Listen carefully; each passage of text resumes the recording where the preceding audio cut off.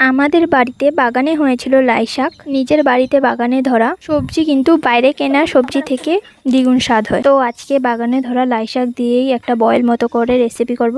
প্রত্যেকটা গাছ থেকে কিছু কিছু পাতা তুলে নেওয়া হয়েছে। লাই শাক তোলা হয়ে গেছে। এখানে আমাদের মরিচ গাছে একটা বোম্বাই মরিচ ধরেছে, তো সেটাকেও পেরে নেবে যেহেতু এটা পেকে গেছে।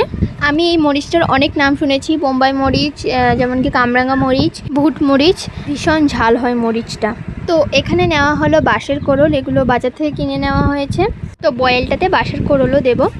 আর এখানে একটা টমেটো পিস পিস করে কেটে নিচ্ছি, এটা বয়েলে দেওয়া হবে। এবং লাই পাতাগুলোকে একটুখানি বড় বড় করে রেখে কেটে নেওয়া হবে। আর লাই পাতা কেটে নেবার পর কাটা হবে দুটো আলু। তো লম্বা লম্বা করে দুটো আলু কেটে নেওয়া হলো। এবার একটা পেঁয়াজ ঝিরিঝিরি করে কেটে নেব। পেঁয়াজটা কাটা হয়ে গেছে।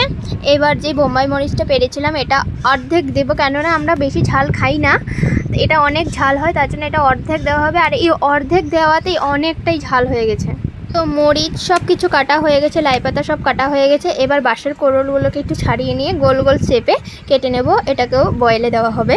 এখানে রিং রিং করে বাঁশের কোড়লগুলো কাটা হয়ে গেছে। আর এখানে কড়াইটা চাপিয়ে জলটা দিয়ে, তো এর মধ্যে রসুন এবং কাঁচা লঙ্কা থেতো করে রেখেছিলাম এটা দিলাম, এবং সঙ্গে কিছু টমেটো যেটা কেটে রেখেছিলাম, ঝিরিঝিরি করে কেটে রাখা পেঁয়াজগুলো দিলাম, আর স্বাদ মতো নুন দিয়ে বসিয়ে দিলাম। তারপর জলটা কিছু ফুটে আসলে আলুগুলো দিয়ে বাঁশের কোড়লগুলো দিয়ে দেবো, তারপর উপরে লাই পাতাটা দিয়ে একটু নাড়িয়ে চাড়িয়ে ঢেকে দেবো। ততক্ষণ অবধি ঢেকে রাখবো যতক্ষণ এগুলো সব কিছু ভালোভাবে বয়েল না হয়ে যায়।